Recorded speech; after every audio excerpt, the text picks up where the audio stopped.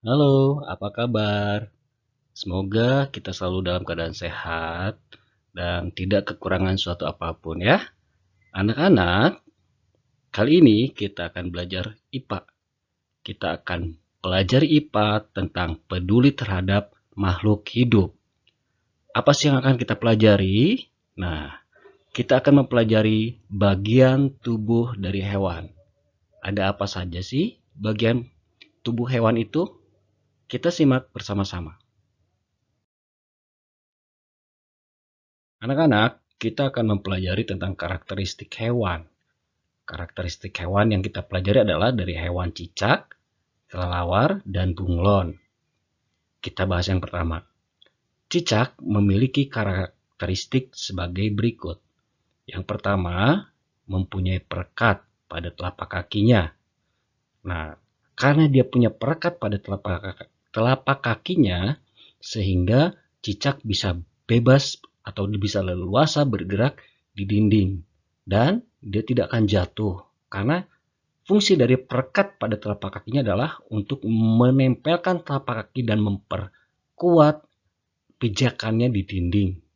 Makanya nggak ada cicak yang jatuh gitu ya. Ya karena perekat pada telapak kakinya sangat menempel kuat pada dinding.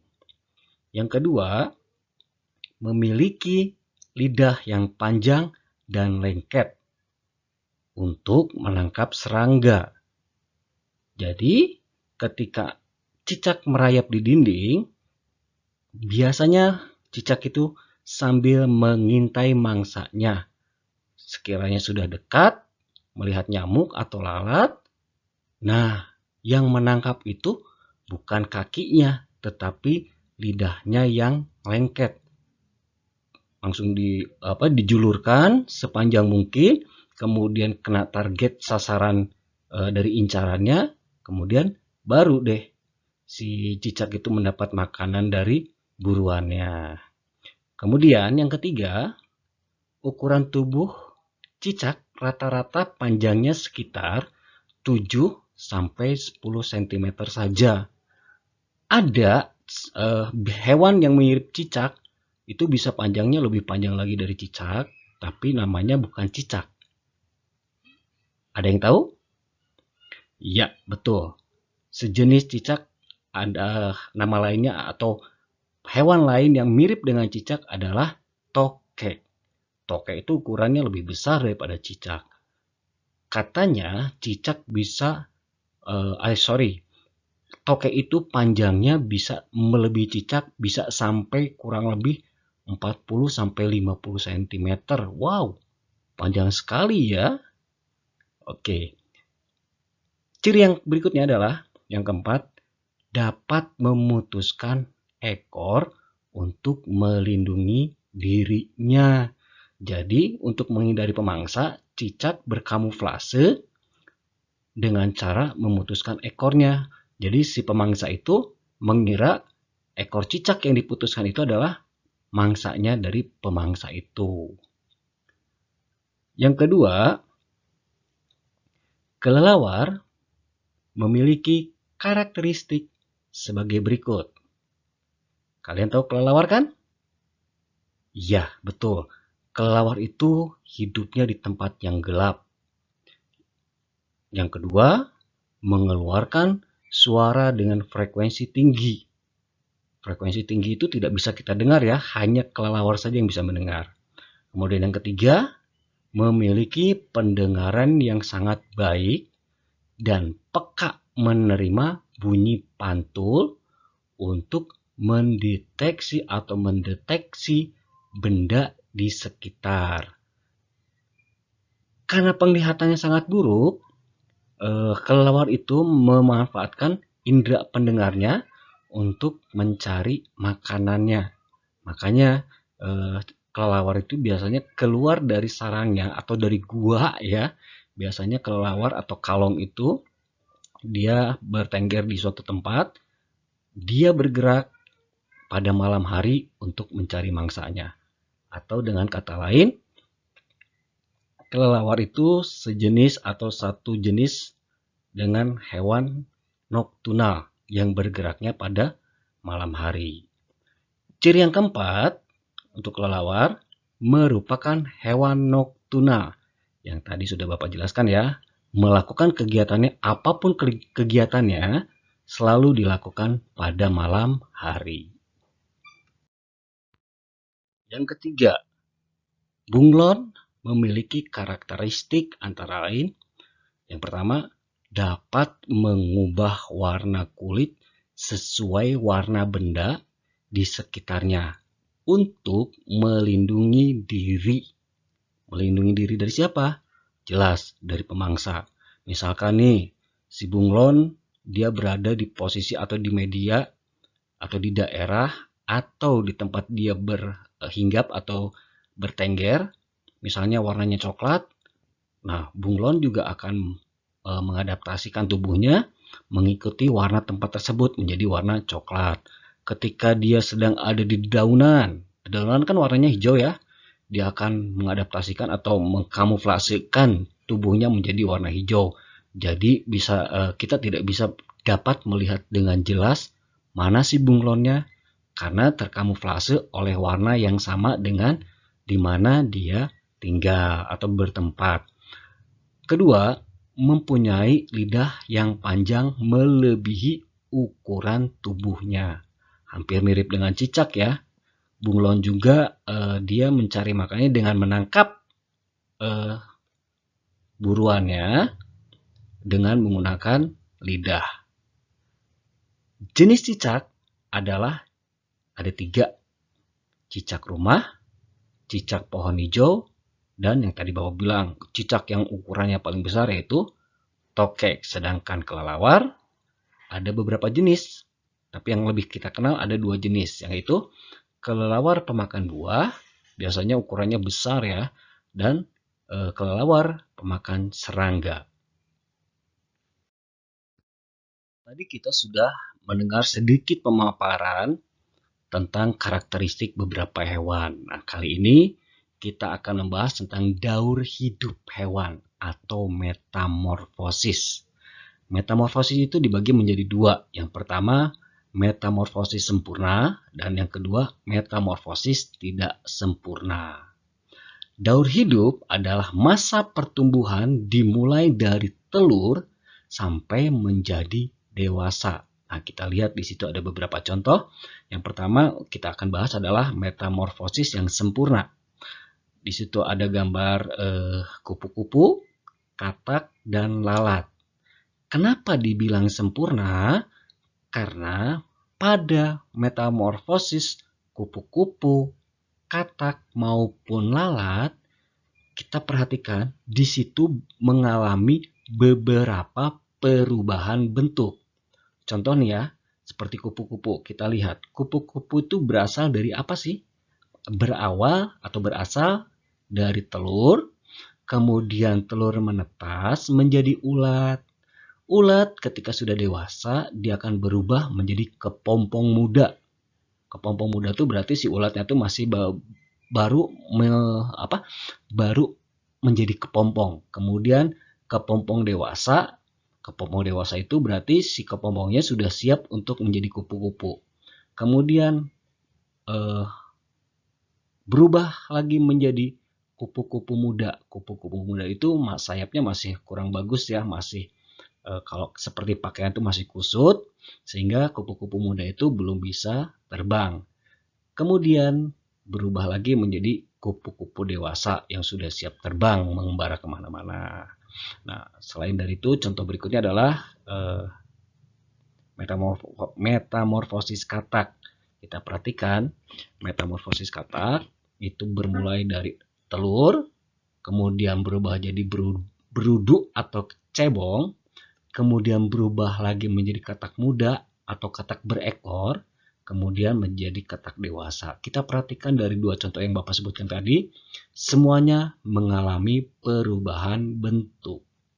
Sedangkan perbedaannya dengan metamorfosis tidak sempurna adalah, kita lihat salah satu contohnya adalah metamorfosis pada kecoa.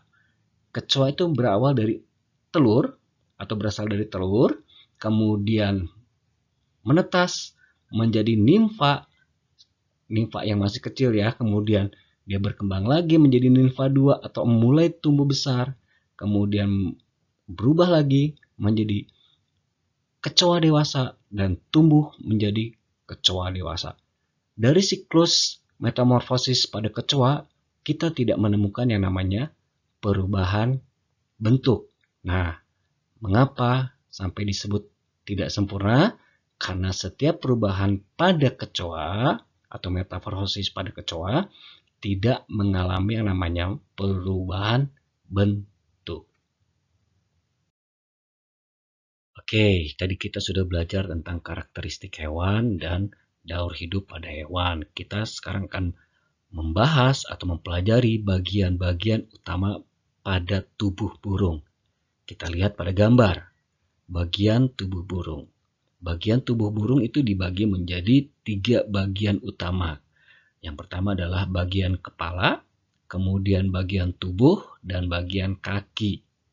Pada bagian kepala, itu sebetulnya ada 4 ya. Yang pertama bagian paruh, kemudian mata, kemudian ada telinga. Posisi telinga itu ada di belakang matanya. Kemudian yang keempat adalah bagian leher. Pak, kok nggak kelihatan telinganya? Ya, karena telinga burung itu tertutup oleh bulu. Kenapa tertutup oleh bulu? Supaya ketika dia terbang, angin tidak masuk sehingga mengganggu konsentrasi atau keseimbangan dari si burung tersebut. Kemudian bagian kedua adalah bagian badan atau tubuh. Bagian tubuh itu ada dada, ada perut, kemudian ada sayap, dan juga ada bagian ekor. Sedangkan pada bagian kaki itu terdiri dari paha dan kaki bagian bawah. Kita lihat fungsi dari beberapa bagian tubuh tersebut ya, tubuh burung tersebut. Yang pertama, paruh gunanya untuk mematuk makanan. Jadi makannya itu melalui paruh. Ketika dia tidak seperti kita ya, burung itu tidak mengunyah, tapi dia menangkap atau menyantap makanannya itu melalui paruh. Sedangkan bentuk paruh berbeda-beda tergantung dari makanannya. Ada yang paruhnya bentuknya lurus, biasanya pemakan biji atau serangga. Kemudian yang paruhnya bengkok, itu biasanya pemakan daging. Kemudian tubuh bangsa burung itu diselimuti bulu untuk melindungi dirinya selain dari dingin atau cuaca, tapi melindungi dirinya juga dari hembusan angin. Dan menyelimuti tubuh ketika dia terbang. Yang keempat, bulu pada bangsa burung berguna untuk membuat tubuh tetap hangat, seperti yang sudah Bapak sebutkan tadi ya. Yang kelima, sayap burung berguna untuk terbang. Dan yang keenam, kaki burung berguna untuk hinggap dan berjalan. Sedangkan yang ketujuh, bentuk kaki burung berbeda-beda. Seperti tadi, sesuai jenis makanannya. Tapi pada kaki burung bukan untuk makan ya, untuk untuk menangkap mangsanya. Ada yang bentuk kukunya lurus, biasanya itu jenis burung-burung yang pemakan biji-bijian. Sedangkan yang kukunya melengkung itu adalah jenis burung pemakan daging untuk menyengkram mangsanya. Sehingga kalau misalkan si pemakan daging kukunya tidak melengkung, dia tidak akan bisa menyekram makanannya atau mangsanya, sehingga mangsanya bisa terlepas. Makanya rata-rata burung pemakan daging memiliki kuku yang melengkung yang digunakan untuk mencengkram mangsanya. Tidak hanya burung, cicak, kelelawar, ataupun tokek, ataupun bunglon, kita juga akan mempelajari bagian-bagian utama tubuh ikan. Kita lihat ya pada gambar. Di situ ada bagian kepala, ada bagian tubuh ikan, kemudian ada alat gerak. Pada kepala itu terdiri dari mata, mulut, penutup insang atau tutup insang, kemudian di dalam tutup insang itu ada insang, gitu ya. Kemudian pada tubuhnya itu terdapat sirip perut, ada juga bagian sirip punggung, dan yang terakhir adalah sirip ekor. Dan masih ada beberapa bagian lagi. Yang kita bahas adalah fungsi-fungsi dari bagian-bagian tubuh ikan tersebut. Oke, tadi yang pertama kita sudah perhatikan ikan memiliki bagian tubuh berupa sirip, sisik, dan ekor. Sirip digunakan untuk berenang, sedangkan sisik pada ikan itu digunakan untuk melindungi tubuhnya. Kalau ekor digunakan untuk mengatur arah saat dia berenang, yaitu untuk berbelok ke kanan atau ke kiri. Sedangkan pada ikan, dia bernafasnya itu menggunakan insang. Insang itu ada di bagian di kepala ya. Di situ ada tutup insangnya itu. Nah, di dalamnya itulah ada insangnya. Jadi oksigen itu akan tertahan pada insang sehingga oksigen pada air yang dihisap atau dihirup oleh ikan tersaring oleh insang sehingga ikan bisa bernapas dengan baik. Oke, kita masuk bagian yang terakhir. Kita akan membahas tentang bagian-bagian utama tubuh serangga. Kita lihat sama-sama di situ ada gambar serangga. Kita bisa atau anak-anak bisa melihat bagian-bagian dari tubuh serangga. Ada kepala, kemudian ada dada, dan ada yang lainnya. Kita lihat pemaparannya sedikit ya. Yang pertama, semua serangga memiliki kaki 6 atau memiliki kaki 3 pasang. Kemudian yang kedua, serangga ada yang memiliki sayap dan ada juga yang tidak memiliki sayap. Biasanya ya serangga yang memiliki sayap itu sayap digunakan untuk terbang. Contohnya ya lalat, kemudian capung, kemudian kecoa, dan yang lainnya. Nah, sedangkan contoh serangga yang tidak memiliki sayap, yang bisa kita temui, dengan mudah kita temui adalah seperti semut ya. Dan kemudian juga ada belalang sembah. Belalang sembah itu kalau dalam bahasa Sunda itu congcorang. Kenapa disebut belalang sembah? Kemudian di kepala serangga terdapat sungut yang disebut antena.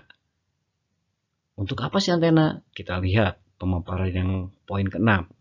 Antena itu berguna untuk alat peraga. Alat peraga itu apa sih? Nah, alat peraga itu seperti untuk meraba sesuatu, mencari dia posisi untuk cari makanannya di mana, atau untuk mencari pasangannya, atau untuk mencari koloninya. Biasanya digunakan untuk seperti itu. Nah, anak-anak, kita sudah mempelajari tentang peduli terhadap hewan. Mudah-mudahan apa yang sudah Bapak jelaskan bisa kalian pahami. Anak-anak, seperti itu saja. Kita akan bertemu lagi pada kesempatan berikutnya. Terima kasih. Tetap semangat, tetap sehat. Sampai jumpa.